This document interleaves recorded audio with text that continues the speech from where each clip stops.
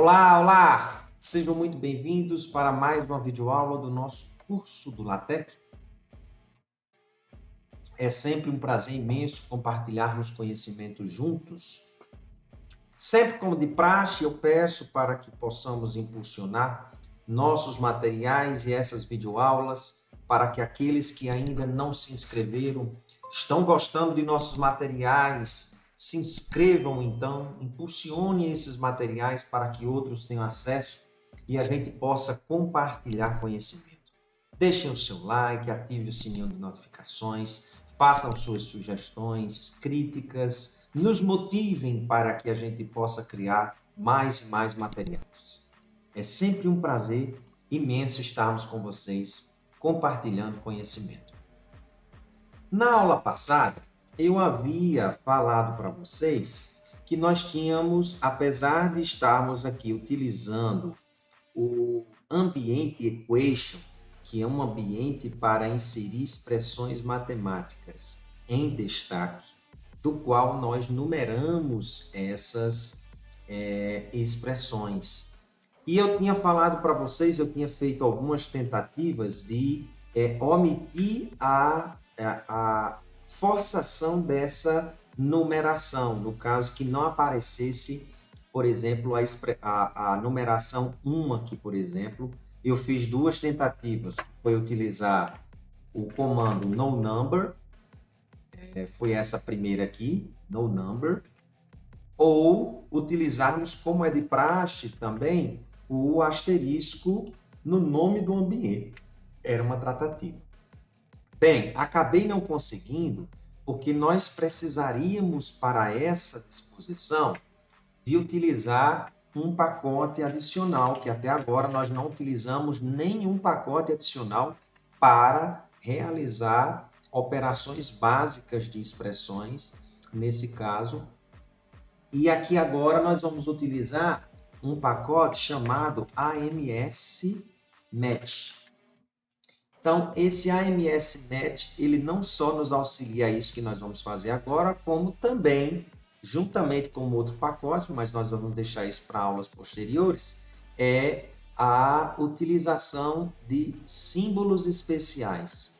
Então, isso a gente deixa para aulas posteriores. Mas o que nós vamos fazer agora, com o auxílio desse pacote, nós vamos ter agora esse recurso. Então, veja que aqui eu tenho a minha expressão, ela está numerada, e mesmo eu utilizando o Ambient Equation, ao invés de ter utilizado o dupla dólar ou o barra colchete, não, eu quero agora utilizar o barra equation, mas eu não quero numerar a expressão.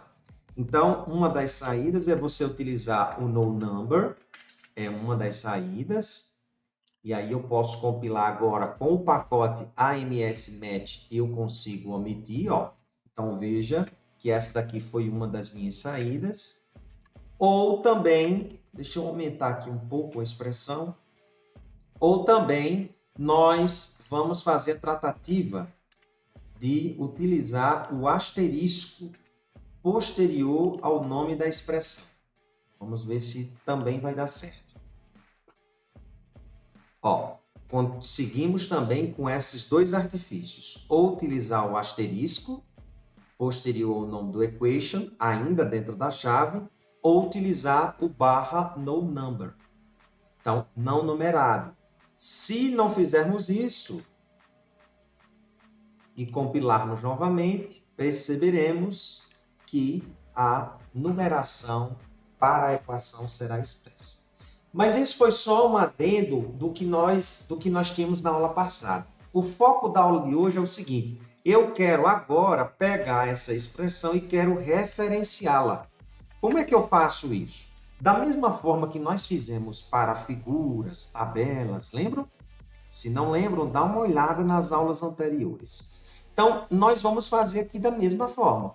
Isto é, nós vamos criar um barra label, e geralmente isso não é obrigatório, mas para que a gente ponha uma espécie de etiquetagem em que isso eu diga, isso é uma equação, assim como ocorre com figura, a gente coloca fig, dois pontos, aqui a gente geralmente O latequeiro, ele usa isso. É que, dois pontos, opa, lá dentro do label, ou seja, o rótulo que eu vou dar para essa expressão.